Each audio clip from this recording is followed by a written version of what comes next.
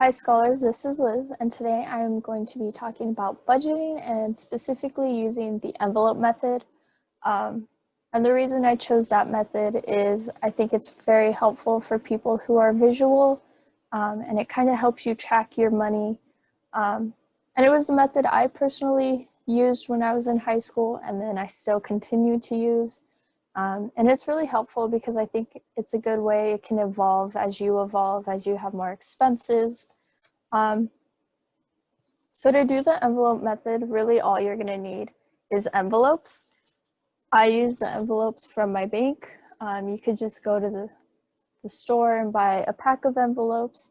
And what you're going to do is you're going to label them based on different categories that you spend your money on. So it might be really helpful if for a month you keep track of everything you spend your money on and how much you're spending.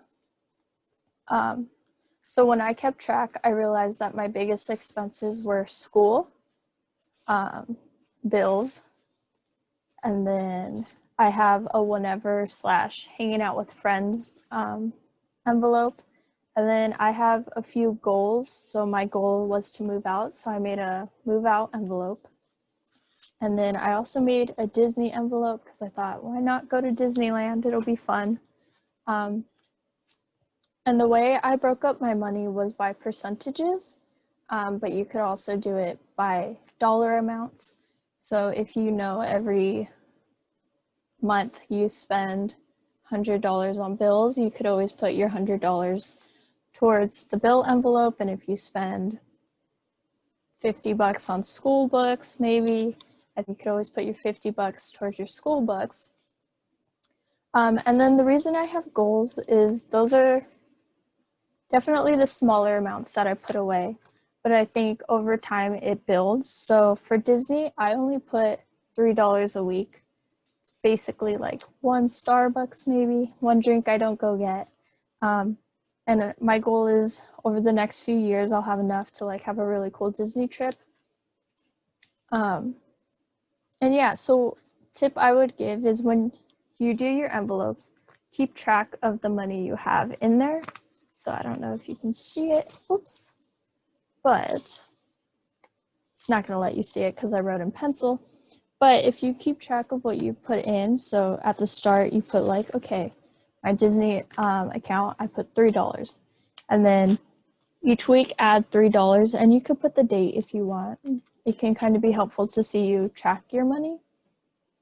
For envelopes like bills and schoolwork, what I would recommend is also keep track of it. So like put $50 on October 11th, and then 2 weeks you'd put plus $50.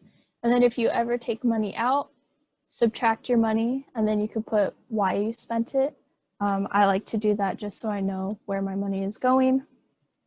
And that'll help you just keep track of what you have left in the month to spend. And then if you run out of money in an envelope, you have to make the choice of, do I take it from a different envelope, or do I not spend any more money for the next however time is left in your envelope? Budget, is it a week, is it a month? Totally depends on you. Another tip I would give you when you're budgeting, whether it be envelope budgeting or a different method you pick, is to play around with the budget you give yourself. So the budget you create at the beginning isn't going to be the budget you have, whether it be a few months from now or for sure a few years from now. You're going to start to acquire more expenses. Certain times of the year, you'll have different expenses. So it's always important to kind of be aware of that. And then if you have leftover money in your envelopes, you have different options on what to do. So you could either put all that money towards a different envelope of saving, or you can leave it in the envelope and let it grow for next time. So for me, sometimes I put more in my bills envelope than I spend on bills.